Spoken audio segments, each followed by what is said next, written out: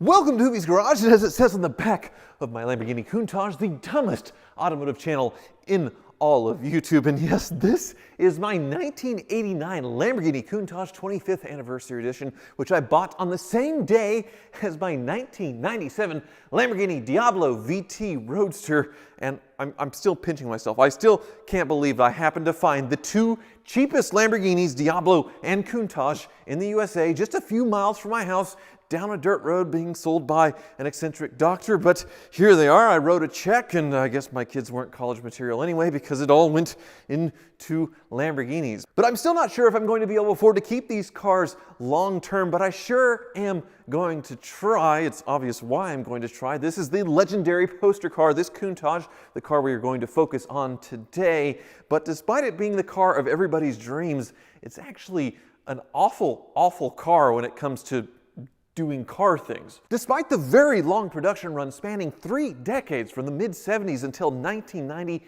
they made less than 2,000 Countaches total. That's not very many, but the most common is this, the 25th Anniversary Editions made in 1989 and 1990. They made something like 650 of these. So despite it being the last of the run, whereas most cars, when they're at the end of their product run, they're not very popular and the sales drop off, this was the most popular by far, and it's kind of easy to see why. This is the craziest, most flamboyant version of the Countach ever made. And every time I see one of these in person from a distance, I assume it's a fake, because they didn't make very many real Countaches. There's a lot of fake ones out there, and at least on the skin, the construction, it looks identical, really, really close to the fakes. But this one is very real, and back in 1989, you would have paid $145,000 for the privilege of owning this back-crippling, borderline undrivable machine, and in today's money, that's over $300,000. Yes, it seems crazy for anybody, especially a tall person like me, to spend this much money to subject themselves to this much pain and torture and, well, poor driving experience. But when you look at the car, it's easy to see why. The Countach was built as the replacement from the Lamborghini Miura, and the Miura was automotive art. It's a beautiful masterpiece, and this Countach, coming as its replacement, is much less art and way more pornographic. And like a porn star, a lot of the things on this car are very fake and have no practical purpose whatsoever. You look at the shape of this car and you think that it's very aerodynamic with its wedge shape, but in reality, it's certainly not. The drag coefficient was 0.42, which is, well, downright awful. For context, a Ford Taurus from the 80s had a drag coefficient of 0.32. So this thing is a brick when it comes to wind resistance. And this wing here, it does absolutely nothing but slow the car down. The shape of it provides very little, if any, downforce, and it's not like these giant rear tires need more grip anyway. It's just absolutely, totally useless. On there, totally for decoration. So we make fun of Honda Civic owners for putting giant wings on the back of their cars, but Lamborghini was doing it in the 1980s. And since I mentioned the tires, let's get a close-up of these things, because holy moly, it is as wide as a dually truck rear end. It is absolutely ridiculous. And only 15 inches in the diameter. You can see this is all weather checked. The tires are absolutely ancient, and I was worried I wasn't going to be able to find these, but I actually did find them on Tire Rack. The Car Ninja is going to mount them on and do an alignment, so thank goodness for that. But just absolutely ridiculous, and apparently only made for the Lamborghini Countach. No other car shares this wacky 15-inch ultra-wide rear tire with a very, very deep dish. Back up to the spoiler, let me show you something which is equally ridiculous. This spoiler clearly was an afterthought, but despite this, Lamborghinis have a trunk back here. Let me see if this works. Sometimes the latch doesn't go. All right, we got the engine bonnet going up. There we go. Big old V12 there. And also we have a storage compartment, which is pretty decent. You could fit a normal full-size suitcase. It's about the same size as an overhead storage bin on an airplane. The liner here, this is Lamborghini quality here, people. But now that both the trunk and the engine bay are open, you cannot close onto the spoiler. You would damage both things because this big spoiler is an afterthought. They didn't originally come with this. So you close that up. Oh, geez, look at these intakes. Now, this was the fastest car in the world at one point. I think 185 miles an hour, 449 horsepower in this final version. But when you look at it as a car, it is, well, it is downright awful. There are a lot of things, starting with this windshield wiper, which is a mono wiper. You can see there's a smaller one right underneath the large one. And when it swipes, it stops right in the driver's field of view. So not only does this thing stop right in your eyesight, it also doesn't clean that side of the windshield. So it's pretty much useless in the rain. The window you can see, it's rolled down slightly. Well, that's not slightly, that's all the Countach can do. This is it. And since the climate control isn't working in my car at the moment, it doesn't blow anything, this is all the ventilation that I have. Now, rear visibility, I don't understand at all because this window does absolutely nothing. All you do is look into this big air vent, which was added in the final version, the 25th anniversary edition, to look like a Testarossa. So this window does absolutely nothing. There is a matching one on the other side. Once again, zero rear visibility. But the back window here, I'm going to try and show it to you.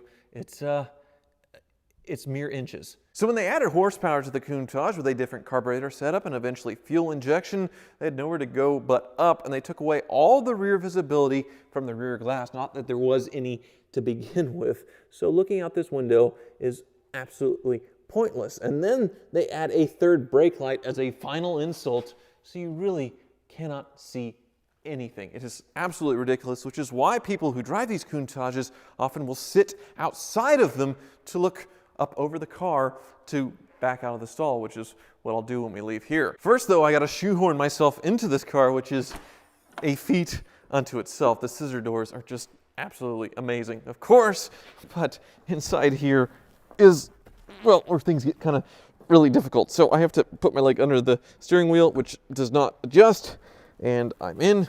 As you can see, my head is completely tilted up against the roof, which is not going to work for driving. So what I do is sort of gangster lean it. I lean down so my spine is instantly getting scoliosis, and now I sort of fit, but my knees are sticking out on either side. The pedals are crooked, so my left leg is pushing farther for the clutch, but the gas pedal, well, it's not that far. So you can see I really genuinely don't fit in this thing, but even though I don't fit in this car, I don't want to sell it. And I have owned this car's main rival briefly, the Ferrari Testarossa, and I fit in that car a lot better. But I couldn't wait to get rid of that car. Also, the steering wheel completely crooked. The dashboard, it looks like a cheap kit car dashboard, but that's a Lamborghini with the very flat windshield. My seat adjustments are hidden in here. Not that I can really adjust the seat much at all. It's just all the way back. Anyway, let's roll.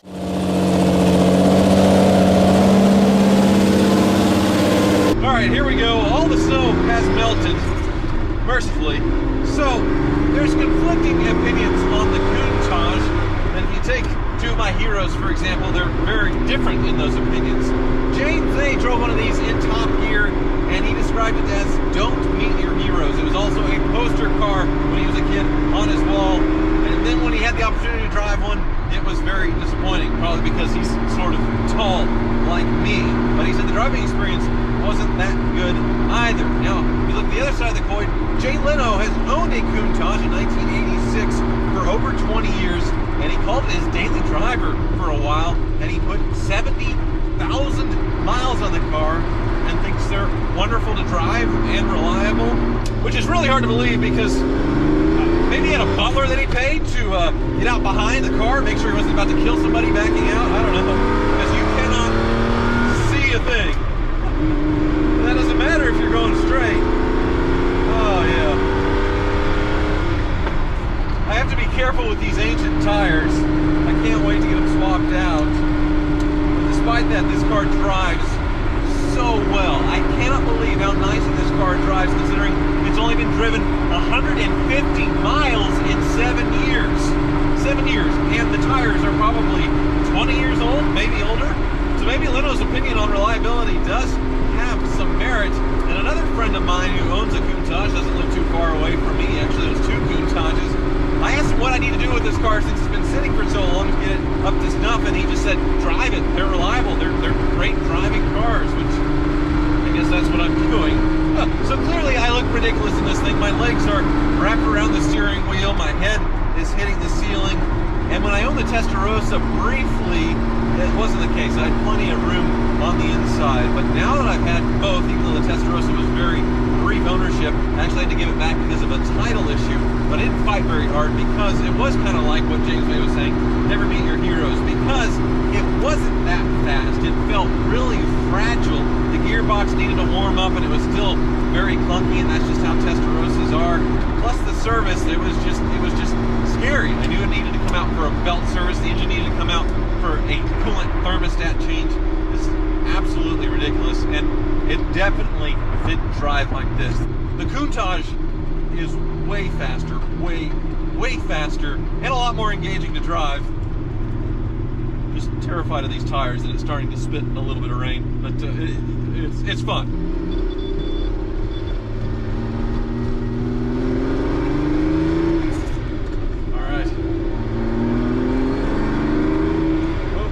Stopping in front of me. Okay. Brakes are definitely not supercar brakes. They're more like truck brakes. Okay. And we're off again. Now there are some things in this car that don't work. The climate control, like I said, doesn't work. It's making a weird beeping noise, like one of the warning beeps. Almost like a door's come open or a seatbelt needs to be fastened. And I do notice that it dribbles a little bit of coolant. I topped it off before we went on this drive. So there are some things for the car wizard to look at on this car, but nothing that I'm that worried about. This thing only has 17,000 kilometers, which is like 10,000 miles, and it is in great condition. I cannot believe I picked this thing up for what I paid for what I paid for both cars, which I didn't reveal in the last video for good reason, because if I don't keep this car, saying what I paid for it would set me up for fail when it came time to sell it, because then everybody would know and then they'd realize how much money I was making.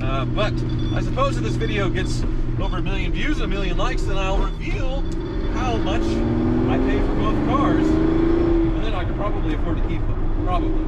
I don't know. I need strap band use basically in order to hang on to this thing. So make sure to share, watch, like, whatever button makes this thing more watchable. But thank you so much for watching. This Countach is awesome.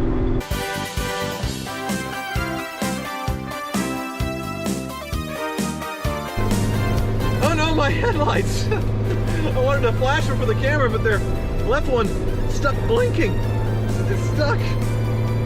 Hopefully when I turn it off and on again, it stops. If I turn on the headlights, it quits. That's good. Okay. All right. Thank you for watching.